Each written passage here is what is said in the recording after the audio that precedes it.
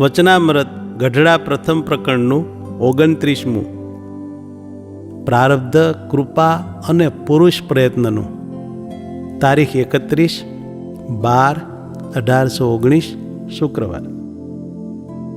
સંક્ષિપ્ત સાર. પહેલો, દેશ, કાળ, ક્રિયા અને સંગ જો પવિત્ર રાખે તો ધર્માદિ સહિત ભક્તિ વૃદ્ધિ પામે છે. બીજો, પ્રારબ્ધ, પુરુષ પ્રયત્ન અને કૃપાની વિકતિ વર્ણવી છે.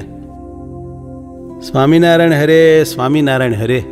સંવત 1876ના પોષ સુધી પૂનમને દિવસે સાંજને સમયે શ્રીજી મહારાજ શ્રી ગઢડા મધ્ય દાદા ખાચરના દરબારમાં આથમણે દ્વાર ઓરડાની ઓસરીએ ઢોલિયા ઉપર વિરાજમાન હતા ને ધોળો ખેસ પહેર્યો હતો ને ધોળી ચાદર ઓઢી હતી ને માથે ધોળી પાગ બાંધી હતી ને ધોળા પુષ્પના હાર પહેર્યા હતા ને પાઘને વિશે ધોળા પુષ્પનો તોરો લટકતો હતો ને પોતાના મુખારવિંદની આગળ સાધુ તથા દેશ દેશના હરિભક્તની સભા ભરાઈને બેઠી હતી.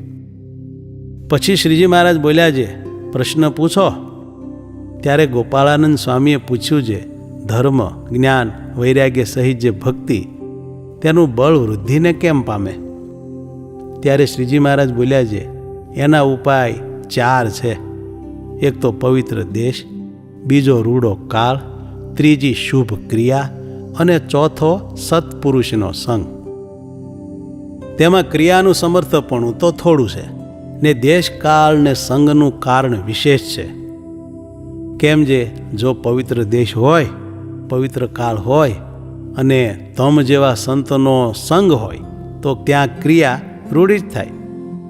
અને જો સિંધ જેવો ભૂંડો દેશ હોય તથા ભૂંડો કાળ હોય તથા પાતરીઓને ભળવા અથવા દારૂ માંસના ભક્ષણ કરનારા તેનો સંગ થાય તો ક્રિયા પણ ભૂંડી જ થાય.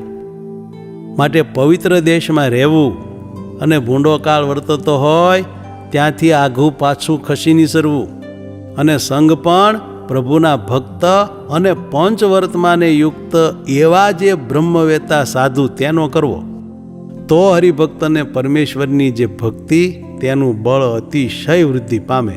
એ પ્રશ્નનો એ ઉત્તર છે. પછી મુક્તાનંદ સ્વામીએ પૂછ્યું છે, હે મહારાજ, કોઈક હરિભક્ત હોય તેને પ્રથમ તો અંતર ગોબરું સરખું હોય અને પછી તો અતિશય શુદ્ધ થઈ જાય છે.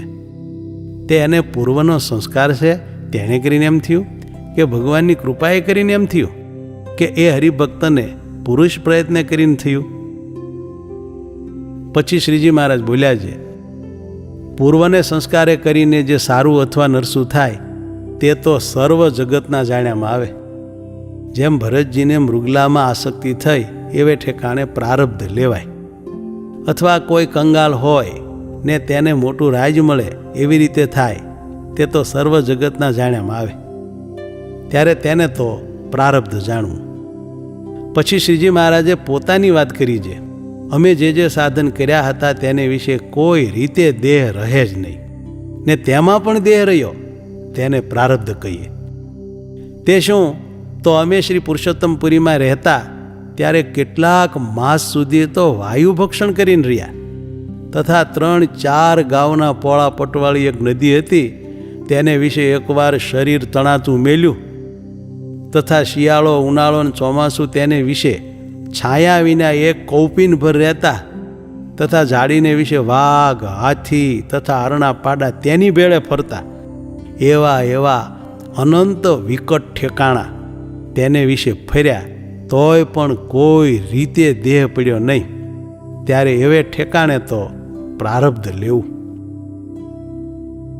અને જેમ સાંદીપની નામે બ્રાહ્મણ તેનો પુત્ર તે નરકથી મુકાયો અને વળી જેમ 5 વર્ષના ધ્રુવજીએ ભગવાનની સ્તુતિ કરવા માંડી ત્યારે વેદાદિકના અર્થની સહેજે સ્ફૂર્તિ થઈ, એવી રીતે અતિ શુદ્ધ ભાવે કરીને પ્રસન્ન થયા જે ભગવાન તેની ઈચ્છાએ કરીને તથા તે ભગવાનને વરદાને કરીને અથવા અતિ શુદ્ધ ભાવે કરીને પ્રસન્ન થયા જે ભગવાનના એકાંતિક સાધુ તેના વરદાને કરીને જે રૂઢી બુદ્ધિ થાય તેને ભગવાનની કૃપા જાણવી અને રૂડા સાધુનો સંગ કરે ને પોતાને વિચારે કરીને જે સારો થાય તેને તો પુરુષ પ્રયત્ન કહીએ.